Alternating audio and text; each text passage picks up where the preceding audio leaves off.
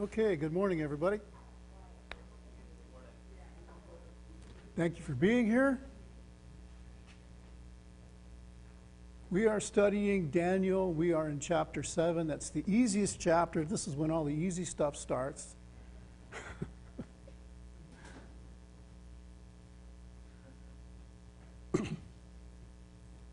Every time I study this book, I struggle. Does anybody else struggle with this? Is anybody here an ancient history student or professor or something like that? Does anybody do a lot of that study? Do you? So this has got to be fascinating to you. Does it confuse you, Lisa, at all? Yeah. Okay. It's very confusing because this is dealing with ancient history. This is 2,600 years old, or however old it is, 2,500 years old. And I think as humans, just being human, we want to attach the explanation of what we're reading to everything we read. And I was studying yesterday, and I turned to Rob and I said, "Oh, I found something, and this really fits." And it had to do with Antiochus Epiphanes, right? And then I realized, but he doesn't fit. This was after many hours of studying, and I came across it, and I'd come across it before. But in this instance, I don't think it fits, but it doesn't matter what I think about it. And Greg went out of his way in the beginning of this part to make sure that we don't talk about interpretations. Why would he do that? I think it's a great thing. It's the perfect thing to do. Aaron? See what the text says. Let's look at what the text says. Exactly. The text is, it's very important to see what it says first before we start thinking about anything else. And it's the idea of having a 30,000-foot view of what God's trying to say. And why is he, my question is, why is he trying to say it? And for me, I'm thinking about Daniel specifically. What's going on with Daniel, and why is God saying this to him? Especially if he's going to take this stuff to his grave. He's going to write it down, but he's going to die with this information. And when I look at these last 12 chapters, we see this idea of empires being illustrated in the form of beasts. And then we see in chapter 9, there's this confession that he has. This confession of the sin of Israel. And it's like stuck in the middle of all this. And then he has this encounter with an angel, and we see the rise and fall of empires. And then the very last chapter, he's basically encouraged to just wait till the end. Everybody, and we're going to talk about the saints as well. There's this idea of saints, even back here, which is just the people who are holy to God. It's not. When we read saints, we want to make it about us. That's normal. But it's anybody who is following and believing in God and trusting in God. Okay. Real quick, just to back into this, Daniel, Hananiah, Mishael, Azariah, chapters 1 through 4, we see God is exhibiting himself through miracles, this idea of a vegetarian being able to look better and more fit than the guy who eats meat, the idea of people living through a fiery furnace, and a king who goes mad, and it's about Nebuchadnezzar and his conversion to a certain degree. He has dreams. There are dreams and visions involved with this. Daniel comes to the forefront as being able to interpret these things. He is shown to be favorable by God. He's favored by God. And we see him as he's a very gentle, faithful, trustworthy person, even though he's been kidnapped and taken from his country.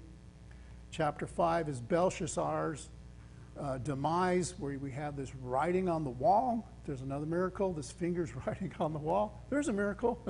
It's so spooky and terrifying that his knees are knocking, and he's just really terrified about the whole thing. He knows about God to a certain degree. He knows about Daniel, but he's ignored Daniel during his reign and just completely forgets about him. And he has to be reminded. And I just say that because Daniel tells him, you knew all these things, and yet you didn't, you knew that God is God, and yet now, because you've ignored God and done worse, you've used his holy implements in your own party, he's going to take this empire from you. And then chapter 6 was the dilemma. I call it the dilemma of Darius. And this is really where I start, I think, anyway. You really see how good of a guy Daniel is. He's so good. His kings just love him. This whole thing about the lion's den and how he's, the king is tricked into making this edict. And Daniel's thrown into this den and he can't sleep. He tries to barter for his freedom, but they won't let him. No, you got to do this. And he just can't sleep, and he runs to him and says, "Did your God save you?" So I just see Daniel as a very impactful person because he's godly, and I think there's a very big message for Christians in that story right there.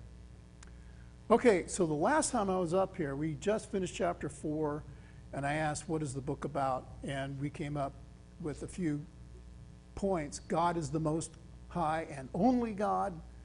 It was that first 4 chapters are about Nebuchadnezzar. It's about captivity. It's about dreams and idols and punishment. It's about how the lesser can become the greater. Here's a guy who's captured. He's a young man, and yet through God, he's risen. He's risen up. And God will use us for his purposes.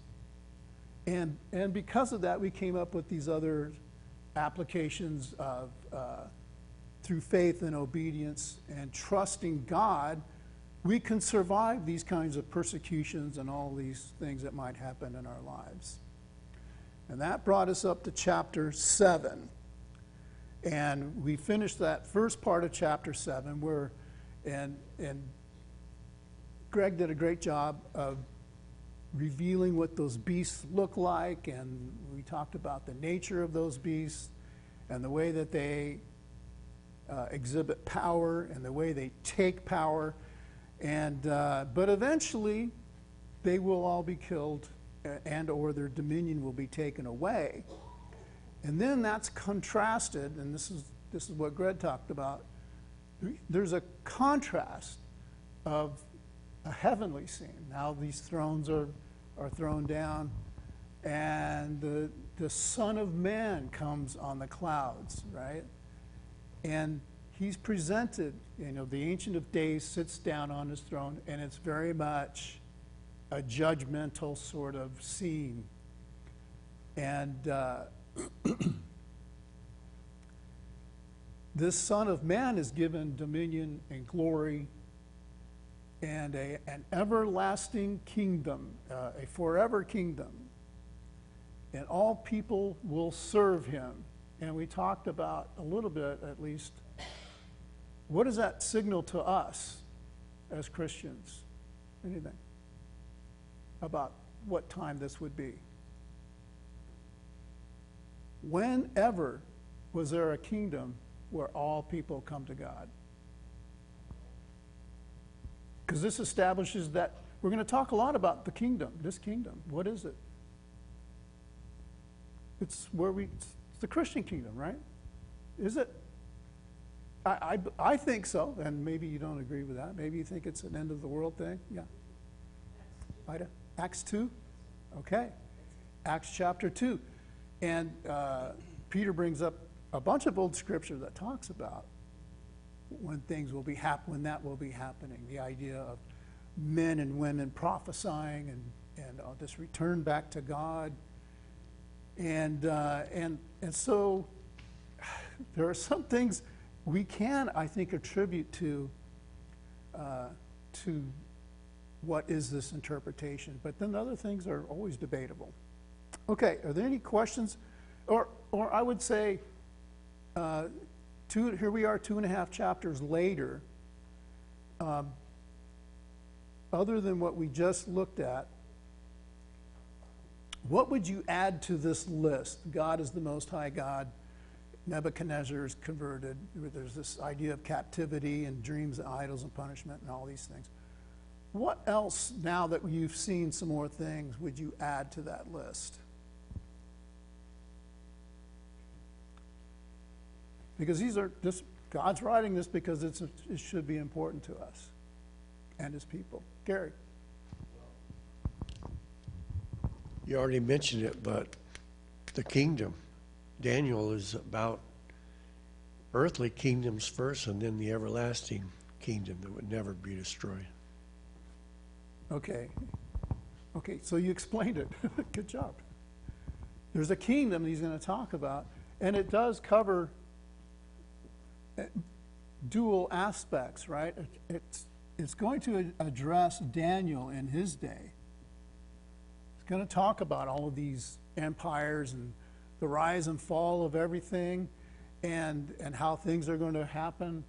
But it also addresses the future kingdom that Jesus brings in, right? Lisa.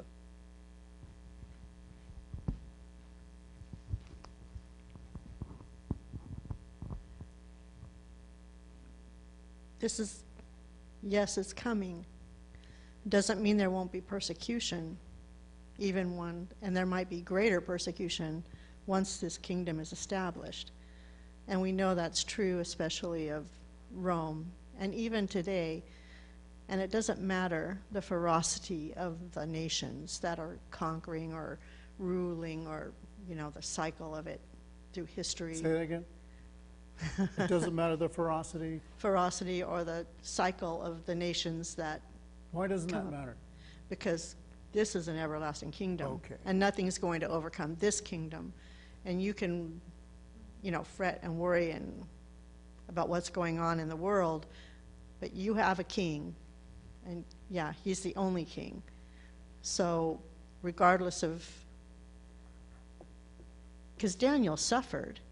He was persecuted, and then all through history, the people of God suffered and were persecuted because the world doesn't like, the world that's dark doesn't like the light, and it will constantly go after and attack it. So we can't assume, because we're living in a modern era, that it's any different for us.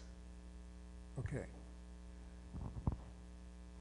So even though he's going to talk about the good things that are going to happen, it doesn't mean that the effects of these earthly kingdoms will have no effect any longer. What other book does that? What other book? It's basically the same message, and it's not about getting caught up in the weeds of all the interpretation. Ida? Revelation, thank you. Revelation is the same message. All this talk, and people get caught up in, where are the end times? Look at that. Oh, God's coming. And they get all caught up in the weeds and of what's happening next. That's not the message. The message is just that. This is a spiritual kingdom that God is establishing that nobody can take away. And if there's any one other message that we find in Revelation, it will at one point conquer all these other nations. Yes, Michi.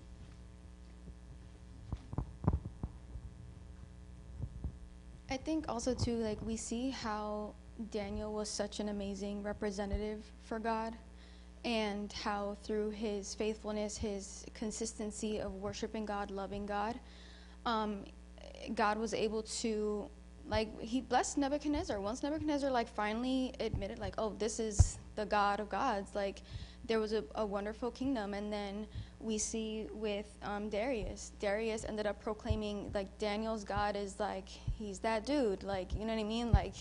And the thing is that yes, there's a kingdom, but the kingdom is for everybody, Jews and Gentiles. It's for everyone on this earth. And we never know how us as representatives of God is going to affect other people in positive ways that also lead them to loving God, so they can also enter the kingdom that we are waiting for, that we see in Revelation and all that too. Okay, there's a whole bunch of stuff there. This is an application, and this is kind of what I was alluding to a little bit last week. What a great privilege it is for us to know all these wonderful things today, right? And with that comes a great responsibility, isn't there? Because what is God showing us? Just exactly from what you're saying there, Michi.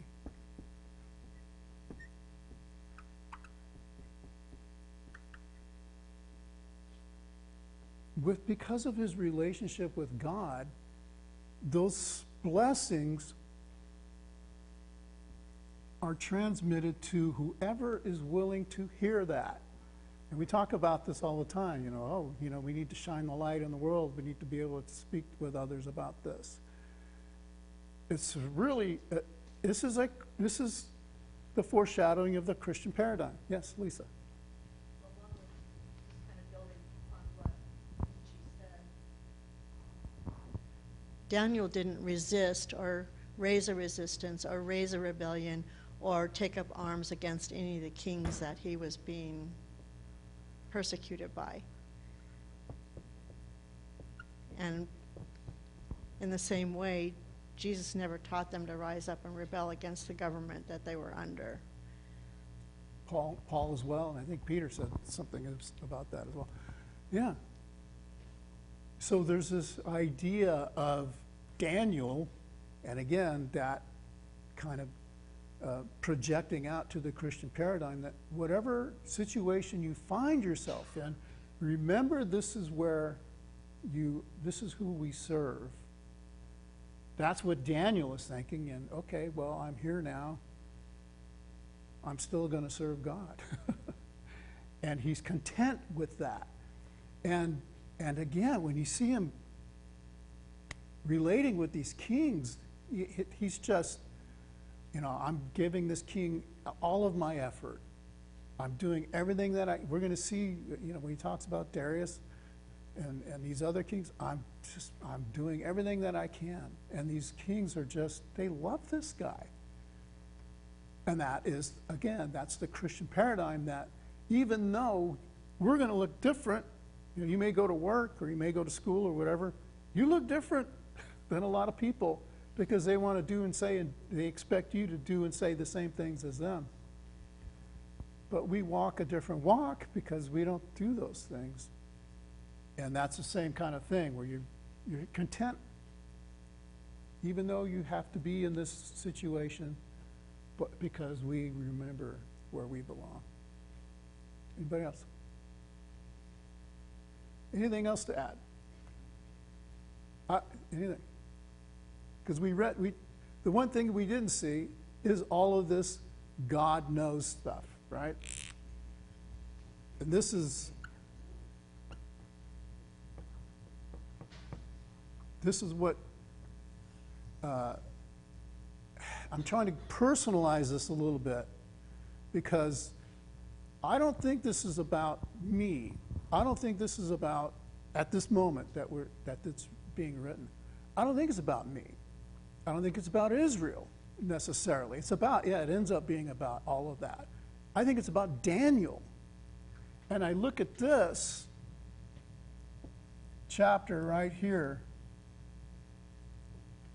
and I realize what is going on with Daniel. When he sees these beasts and he sees these visions, what does he feel like? Is he feeling great? What does he feel like? He's anxious. Anything else?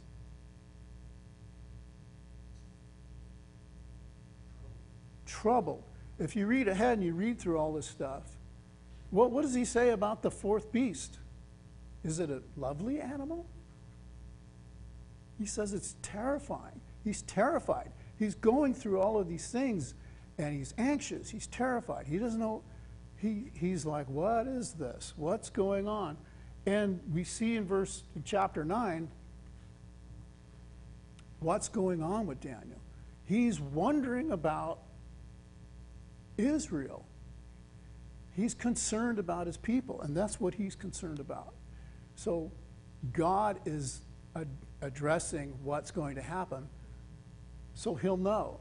And obviously, so that we'll know that God knows that God is God. He is this God that is because there are no other gods. Okay. Anything else? That's just what I would say. God knows. God knows, so don't worry. That's the point. Yeah.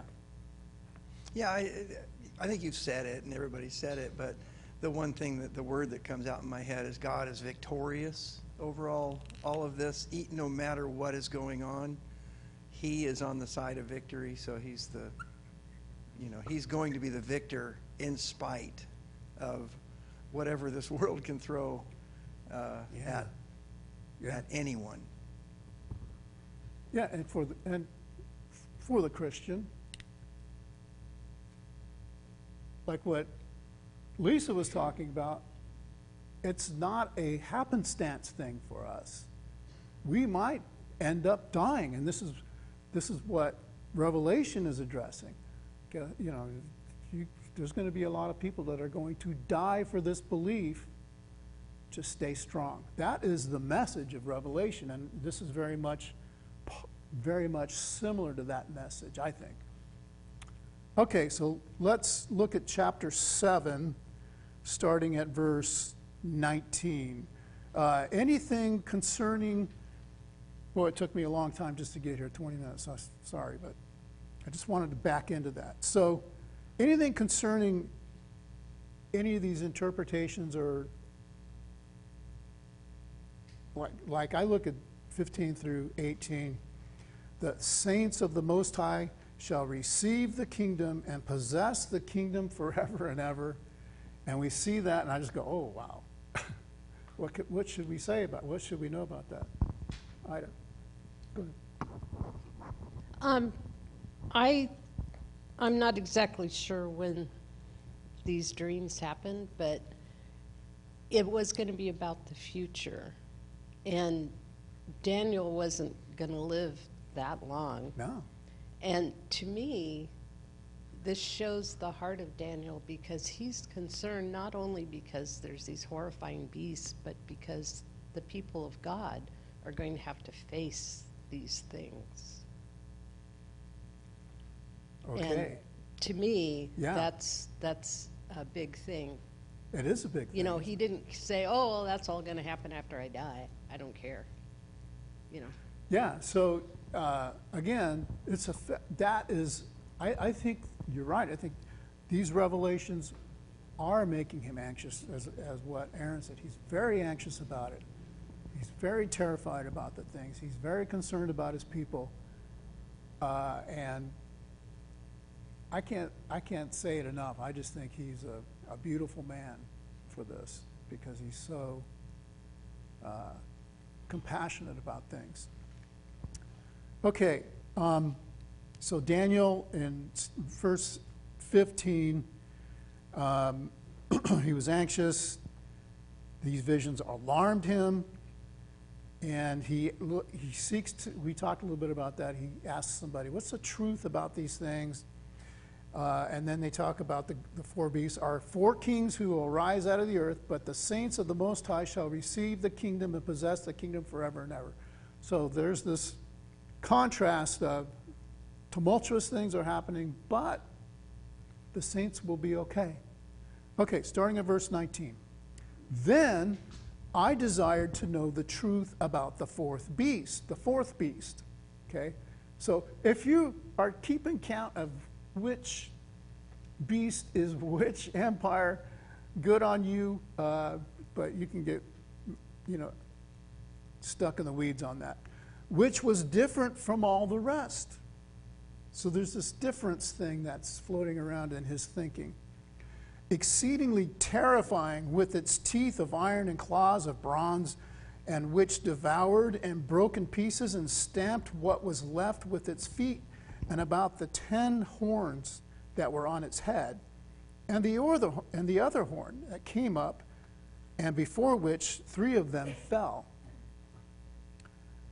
the horn that had eyes and a mouth that spoke great things, and that seemed greater than its companions. As I looked, this horn made war with the saints and prevailed over them until the Ancient of Days came, and judgment was given for the saints of the Most High. And the time came when the saints possessed the kingdom. Thus, he said, as for the fourth beast, there shall be a fourth kingdom on earth, which shall be different from all the kingdoms, and it shall devour the whole earth and trample it down and break it into pieces. As for the 10 horns, out of this kingdom 10 kings shall rise, and another shall arise after them.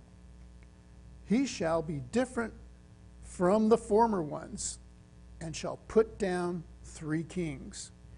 He shall speak words against the Most High, and wear out the saints of the Most High, and shall think to change the times and the law, and they shall be given into his hand for a time, times, and half a time. Okay, so just take a minute, and if you already have notes in there, maybe you want to add a few more, but if you don't, put some notes in there.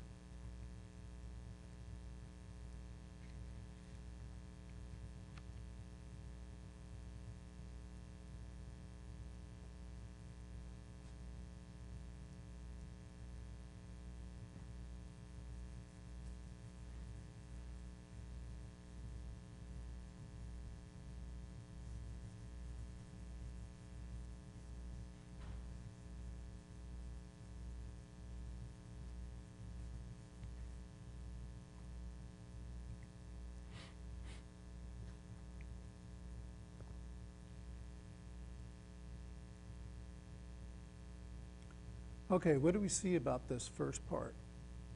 Anything? Anything jump out?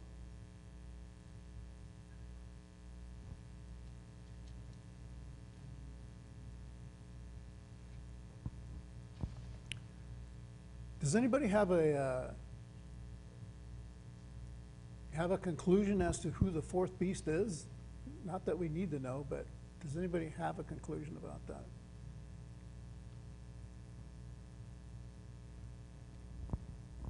Kay does. Well, it's Rome, Okay. but I didn't know whether you wanted anybody to say that or not. Well, I'm okay with that. I think knowing the contextually, I know how I learned how to look at these interpretations. I think contextually it's fine. What is the order of these empires? Anybody know that? I know how I was taught. So when I look at it like Babylon, and then the Mede-Persian era, the Greek era, and the Roman era, correct? Okay. So essentially, when I see this, I can't help but go, oh yeah, this is the Roman Empire. Yes, Lisa. I just found it interesting that during one of the worst,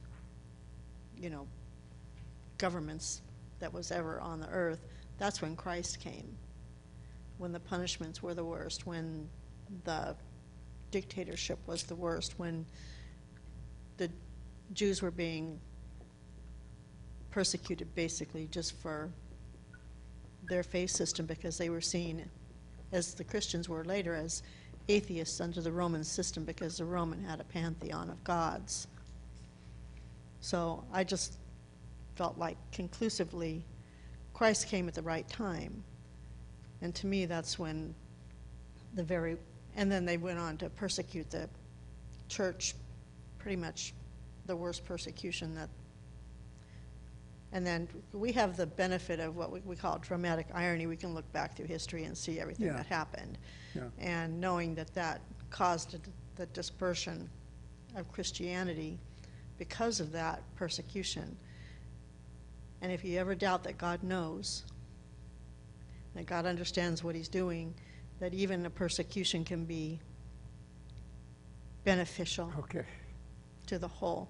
But that's why I always, just in my mind, Rome was the fourth beast and the worst at that period of time. Okay, we got a question back here. I want to stay with that as well, the persecution. For a lot of the Roman kings, they let the Jews be themselves. And they let them roll themselves with their Pharisees and the Sadducees. And they pretty much left them alone until one of them came by. And he threw them out of their temple, and he offered pigs on their altar. And he just pretty much got them out of Jerusalem, renamed everything. He totally annihilated the Jews at that time. And so to me, it kind of shows this is what's happening in this prediction. Who was that again? I can't think of his name right Is now. Antiochus? Yeah, but he was the worst. He totally was the changed the worst. names of everything, kicked all the Jews out of Jerusalem, everything. So Okay. Ida? Well, Antiochus was not a Greek Roman. Seleucid, right? Yes. He was a Greek ruler. Just after Alexander. So that was quite a bit back in time. Yeah. Now, Pompey, who was one of the Roman generals, actually did go into the temple and sacrifice a pig. Okay. But his power over that area was really fleeting. It Okay. wasn't for very long. So here's that thing now. Now we're trying to identify things. And there's so much, again, that we can look at things. We're actually going to get to Antiochus. We will get to him. God is going to talk about him. He's not going to leave him unmentioned. But this is the fourth kingdom. This is that fourth empire. So you can look at it until you're 150 years old, and you won't know for sure. I'll just say that. But this is the thing. When God speaks about specifics, it could be, by the time you get to 2,600 years later, it could be a lot of different things.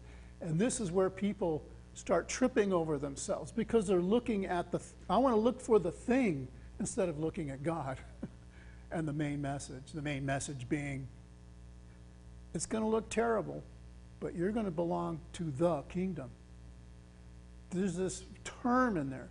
The kingdom is paramount for these people to understand, and Jesus is the one who reveals what the kingdom is. Yes?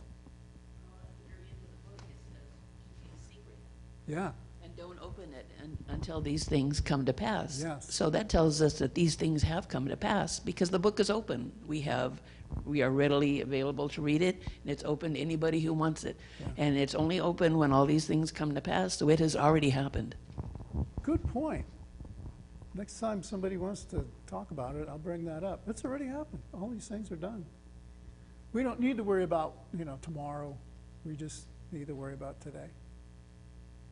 Anybody else? Okay, so Lisa said something I thought was interesting. Jesus came at a time where this government was so very willing to persecute Christians, right? And then you said it was the perfect time to come. Now, in human terms, I would think that's not a good time. You don't want people to have to die for their belief. But see, this is the way. Why is this like that? What? It was something else you said. Why was it good? I don't mean that it's good that people were murdered. People were burned alive. People were fed to animals as sport. They were slaughtered. That's not good. But why was it good? Ida and then Lisa. How does that even work?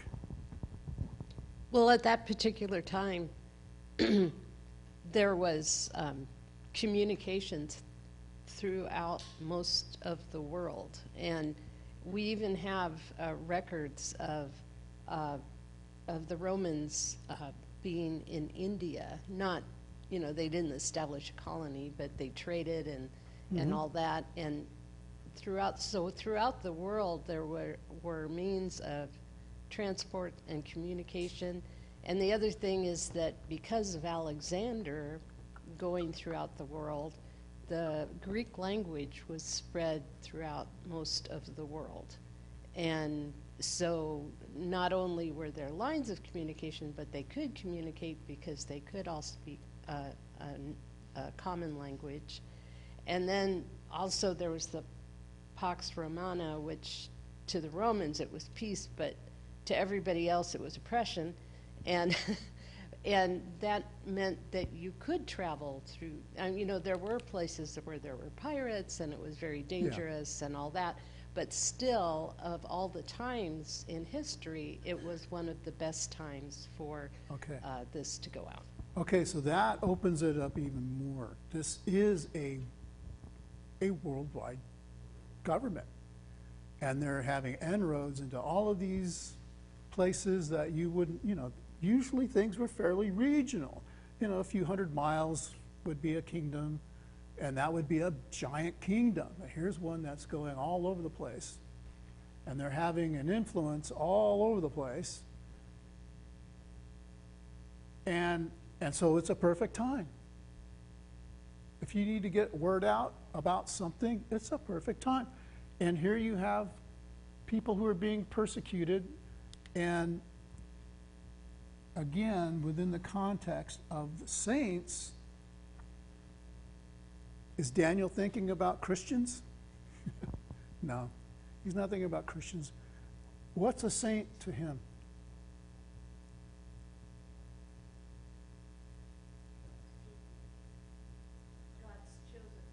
God's chosen people. Anybody who is following God, trusting God, as we said, it's one of our main things.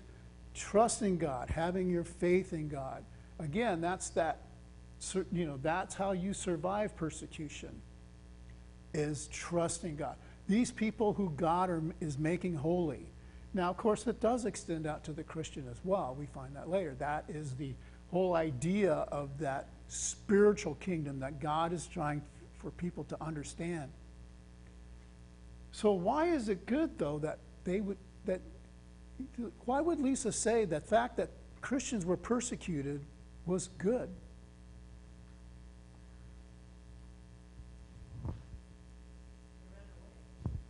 They ran away. They fled and they went to all these places that Yeah. Lisa was talking about. So you have When the they went, they retained their faith. I mean, those who stayed in Rome retained their faith. One of the funny things was the Romans were so superstitious they wouldn't go down in the catacombs. Christians weren't superstitious about the catacombs, and they would go and hide there.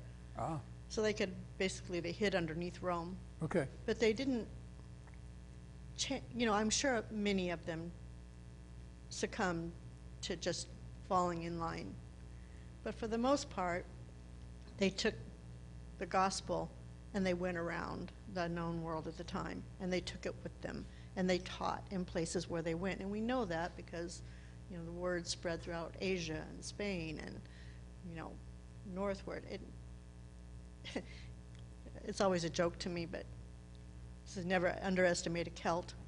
The Celts came into Galatia, and they were just the worst tribe, robbers, and murderers, and their leader got killed. And they were converted in Galatia.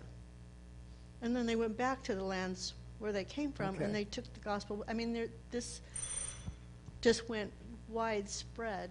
It was like putting, an email on blast. It just went everywhere. And I don't think if they had felt safe in Rome, sitting there, under the Roman government, they would have left. Okay. So there's this idea of dispersion. We see that even start with Saul and his persecution. And James addresses the 12 tribes that were scattered, who were believers. Michi. I'm obviously gonna paraphrase, but doesn't God show like his power when things are at the worst? Like, Yeah. wouldn't that be one of the reasons why at the worst time Jesus would come? Because that's one, how there's like the Jews had their faith in this Messiah that was coming. Keep the faith, keep going, keep believing. But also like that's how God is gonna show his power. When everything is fine and dandy, you're not really gonna recognize much if everything is fine, but when you're at your worst and here comes the power of God to save you from this situation that is so terrible, yeah, you're gonna be in awe of that, and you're gonna like worship him and thank him and be like, wow, like you really are God. Thank you. Okay, yeah, God does show his power, doesn't he? And he does answer prayers, and I would equate those. Is it always what we expect? No. And this goes back to Lisa's point. It isn't exactly always that point. Okay, is there anything about what we're seeing here jumping out to you? Yes, Steve.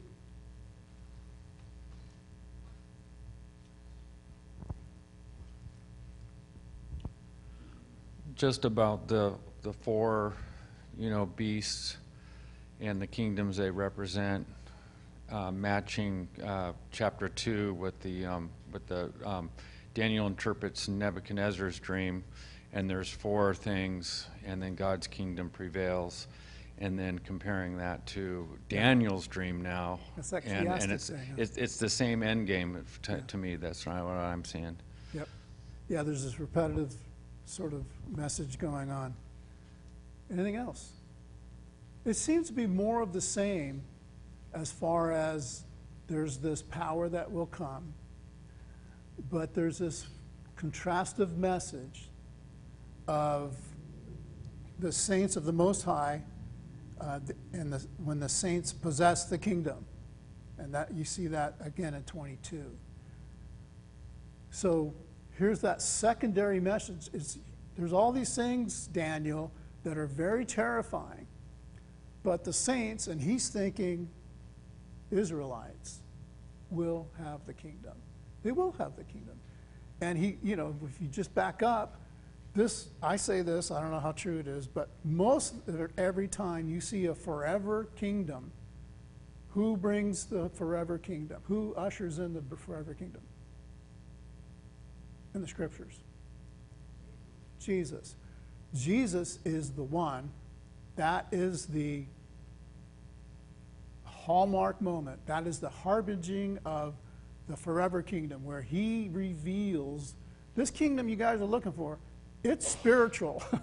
It's not this earthly kingdom. Poor Peter, up there thinking he's going to chop somebody's ear off and start the war. No, that's not it, Peter. Put the ear back on. They didn't understand this part. And this is just that foreshadowing. And again, it's a foreshadowing, and he's told, like you say, don't tell anybody, because we're just going to wait till it all happens. Anything else? Okay. Yeah, I just think you can look at this, you can see what these nations are going to do. It can be a lot of different nations speaking against the Most High, wearing out the saints. That is just typical for the world. It kind of reminds me real quick, I'll kind of equate this. When Jesus talks about, look for wars and rumors of wars and earthquakes, when did that happen?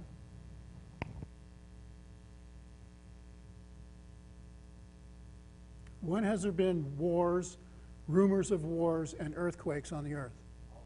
All the time. So why would he say that?